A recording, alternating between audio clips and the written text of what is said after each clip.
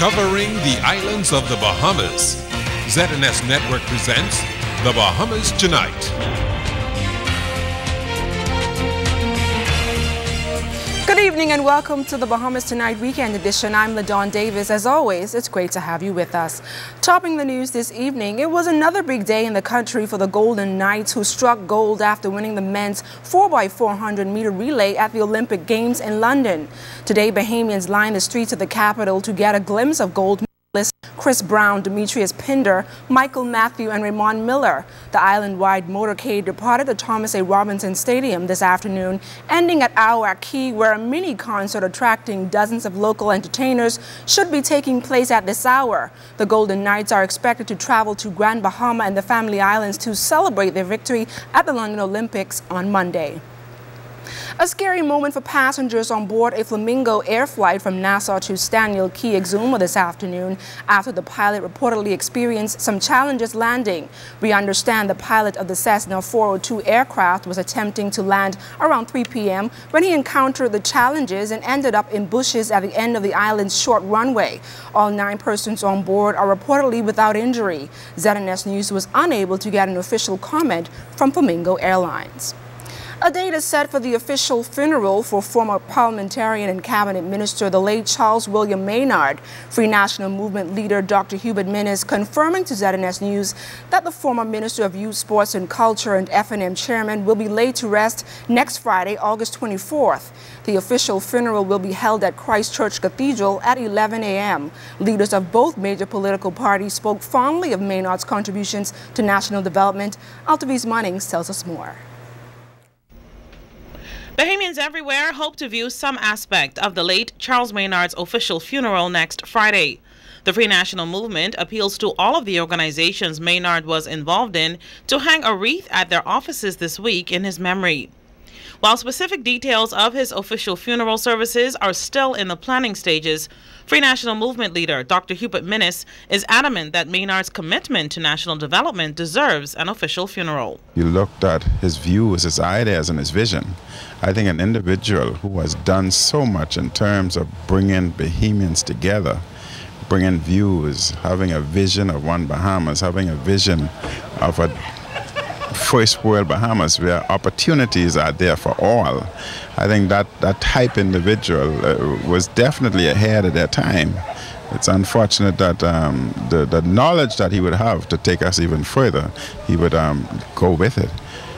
Fortunately, though, he's a man who wrote a lot of things down, and we can follow that blueprint in terms of what he wanted. Prime Minister Perry Christie dismissed any speculation about the government not wanting to spearhead an official funeral for the late politician. In his words, he says it's automatic. Mr. Christie also recognized Maynard's tremendous contributions to the political landscape. Both sides of the political divide have used their discretion in terms of the quality and level of service granted to someone who has died.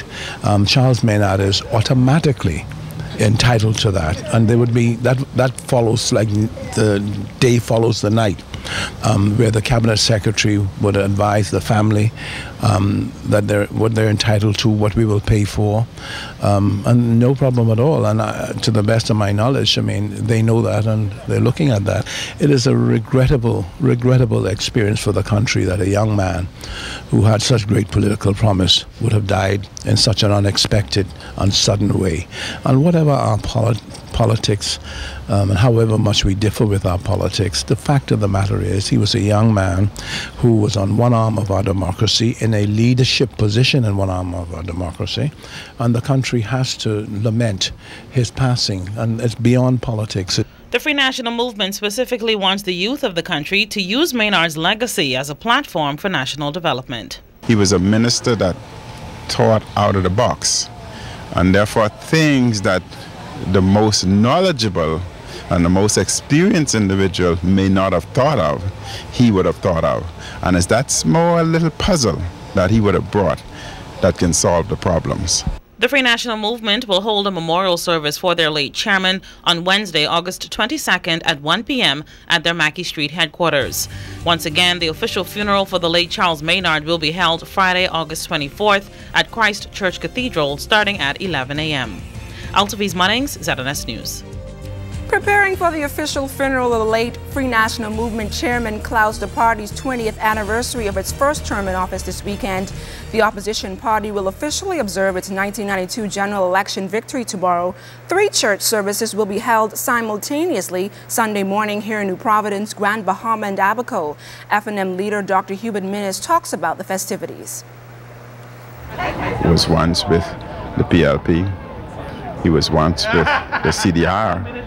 And he subsequently came to the FNM, where he's found his home. But what is unique about that, he's been able to bring knowledge from both PLP and CDR so that you can look at it globally and come up with one unity, one Bahamas. And that has been his dream, that's been his legacy. And I'm sure in all of the various different remarks, that would be the message that would be hammered home. An historic step taken to remember the contributions of former principal and president of the College of the Bahamas, the late Dr. Keva Bethel. The former A block was renamed in her honor during a special ceremony yesterday. It was in that building where Dr. Bethel spent most of her tenure molding the lives of young students and contributing to national development. Altaviz Munnings reports. A ribbon cutting signaled the opening of the new Keva M. Bethel building. Teacher, president, administrator, wife, friend, citizen, and mother are just some of the hats the late Keva Bethel wore during her time on Earth. Most of her time in education was spent at the College of the Bahamas' A Block, formerly the location of the government high school. The building became her home away from home, where she molded the country's future leaders for national development. Her son Edward fondly remembers the long hours his mother spent there. It was a venue where he and his sister Nicolette recognized their mother's love and devotion for education and country. Let then the Keva M. Bethel building serve as a landmark from which we gain our bearings, a reminder of Dr. Bethel's contribution, a signpost to indicate to us where we are now, but most importantly, an inspiration for us to similarly dedicate and fashion our lives to service and nation building.